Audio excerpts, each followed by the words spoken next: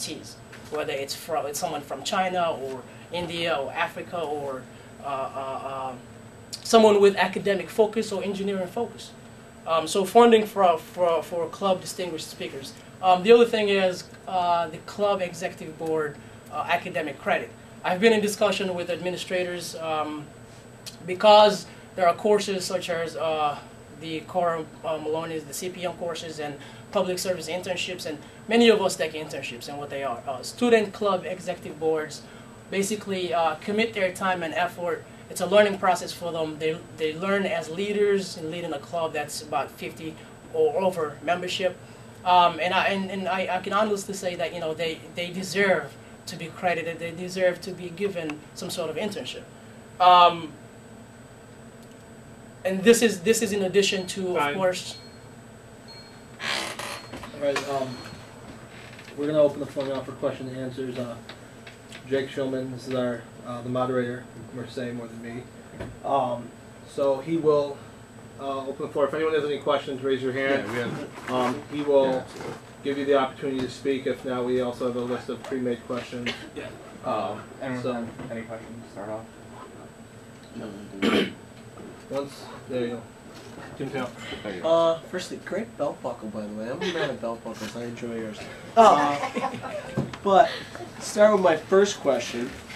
You said you believe you are the only candidate who can do the job. Now, is this saying that you do not have faith in your vice president? I actually trained my vice president to his position. I took Vice President Ernesto Alvarado in my wings. He had no involvement, no experience whatsoever in the Undergraduate Student Association. No service whatsoever before I took him in and said, hey, we need a fresh start. We need people with commitment and ambitious about foregoing, you know, these expertise that with the expertise that I bring in the project that I wanted to implement. I wanted some sort of a different view, different version, a fresh start. Not that I have any. We don't have any personal problems, nor any anything to do with you know me and Ernesto, but it's more so a political and a position in politics. I think to answer your question, I would say Ernesto Alvarado is a great vice president. I trusted him, and I do believe that he would serve students best in that position. My second question is you're speaking about promise. Yeah, no, go over.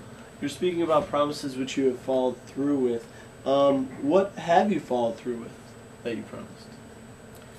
I've said that I was gonna support the UB Athletics. I've signed the ransom of a contract with them to support UB True Blue, the UB Athletics, whether it's varsity or the club. I've secured university space. Spacing was an issue for all clubs. Because you know they didn't have storage room or they didn't have practice space for international fiesta and whatnot.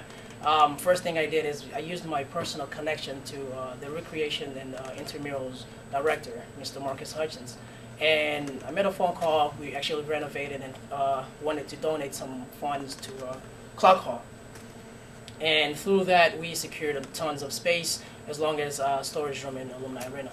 So clubs can now have, there's tons of space for, you know, needed clubs. Another thing is I say that we would promote and encourage students to get involved. I think we have the greatest turnaround for students getting involved in clubs, at our events. Fall Fest was, though, you know, for political reasons things got out of hand. I think it was a great show, and that we chose, you know, people that students felt were great. 24-hour busing. That's something that I have been pushing. Yes, there were challenges from, by the way, my e-board in coming through with promises. And this is what I mean by going through with a promise. You have to be honest and you have to be willing to do whatever it takes. Whether, you know, people attack you personally or not, when you make a promise, you have to go through with it. There was a time, sometime in July, when I talked to the Vice President for Student Affairs, Mr. Dennis Black, and Barbara Carter, and that we wanted to establish this 24-hour busing to start by first day of classes. It didn't happen simply because there was disagreement among my e-board. the treasurer decided not to fund it. Simply because he believed that we didn't have the funds or that it was not the best expenditure possible, or other reasons. And it was a question of judgment of saying, should we have enough money? We've increased the budget last year, the year before by $15, and there's a ransom of money sitting around. How are we going to expend it? Are we going to spend it on spring break, or are we going to spend it on busing? It was just a matter of a promise made. And that went through because I stood still and saying, this is a promise I made, and no matter what happens, we'll have to go through with it. That was 24-hour busing, extended the anti-rape task force. I told you that, safety was an issue for my platform last spring when I ran.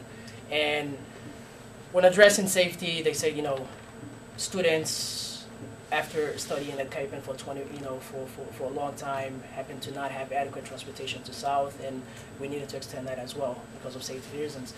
Cameras, I'm going to be honest, we're not able to go through with that because the university's budget and things of that nature. Another thing was I promised to extend the health science library hours to 24 hours, but because we implemented it. Okay, because we went through with 24-hour transportation, the survey showed that there were not enough students using Cape in itself. So instead of spending a lot of money on both projects, we will see how many students utilize Cape if they're given the adequate transportation. For the first time, and then again for 2 years, students are able to have fun in the Spring Fest because we secured a contract with Breakaway Tours, something that the past administration could not do because they had personal issues with the corporation. And through my contacts again, that was able to be done in a cheap process. What else? Contracts with subboard. Generation was an issue, a matter of an ethical problem that we kind of resolved. I worked with other student leaders, including your editor-in-chief, Stephen Meth, and other student governments in making sure that you and everyone else gets academic credit, continues to do that. And I'm very privileged and honored to work with them. I've built a personal relationship with the Graduate Student Association as well as other student governments, and reestablishing the Council of Presidents. Quite honestly, there are various issues that affect all students on this campus. And if I, go to a meeting with President Simpson or Vice Provost, it's hard and challenging for me to say, these are what all students are seeking or wanting. So through the reestablishment of the Council of Presidents, I'm able to say, these 6 presidents are voicing and representing all student interests, and we're seeking this. So I think that's been a tremendous outcome, and I'm very privileged that all the student governments are working together. Cut it off first. Oh, he asked the first question he asked was. Oh, you got it. Okay. Well, we're gonna bounce from a question that we had before. Given your recallment and all that, was there anything that you would have handled that situation differently from the way you've handled it, or dealing with your e-board and so forth? Dealing with my e-board, what do you mean? I'm sorry. In terms of handling the recall situation and the internal dissent with the disagreement between you alluded to yourself, between yourself and I think,